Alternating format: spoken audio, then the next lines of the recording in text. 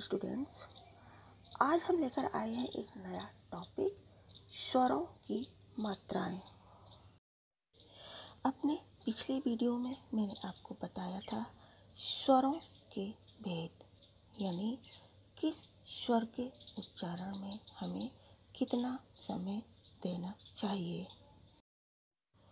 हिंदी भाषा में शब्दों का सही उच्चारण करना और उन्हें लिखना बेहद महत्वपूर्ण है।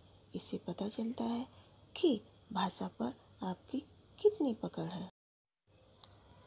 बच्चों, जब आपको हिंदी वर्णमाला सिखाई गई थी, उस समय आपको स्वर कैसे पढ़ाए गए, यानी किस तरह से आपको उनका उच्चारण करना सिखाया गया।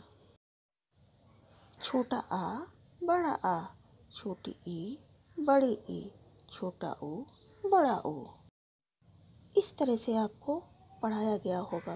लेकिन क्या आपने कभी सोचा है कि छोटा आ, बड़ा आ, छोटी ई, बड़ी ई क्यों बोला जाता है?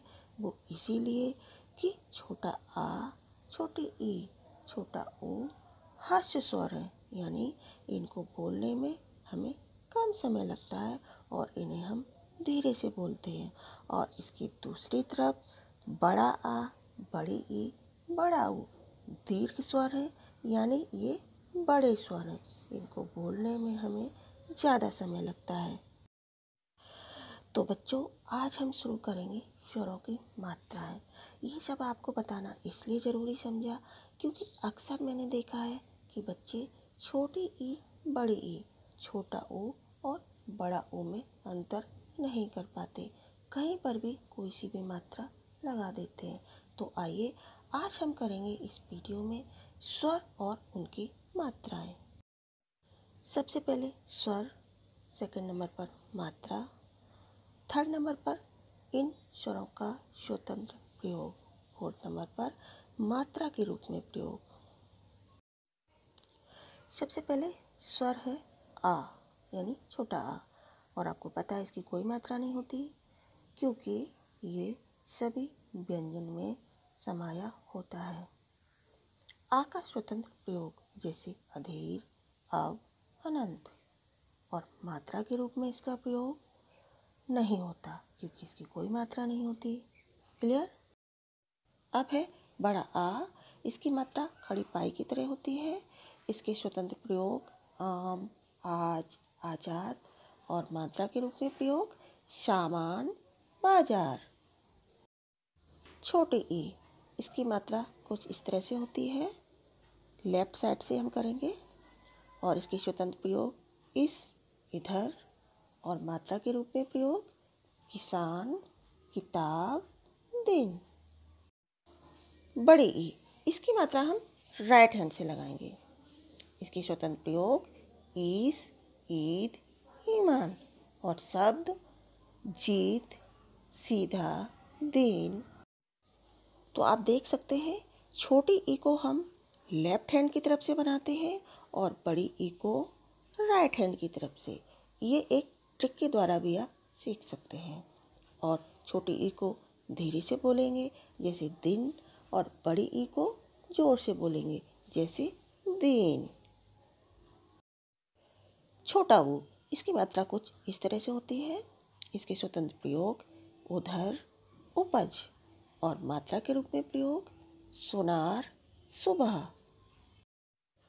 बड़ा ऊ, इसकी मात्रा स्वतंत्र प्रयोग ऊपर, ऊन, और मात्रा के रूप में प्रयोग सूरज, सूर्य। रिर, ये एक स्वर है, इसे हास्य स्वर कहते हैं।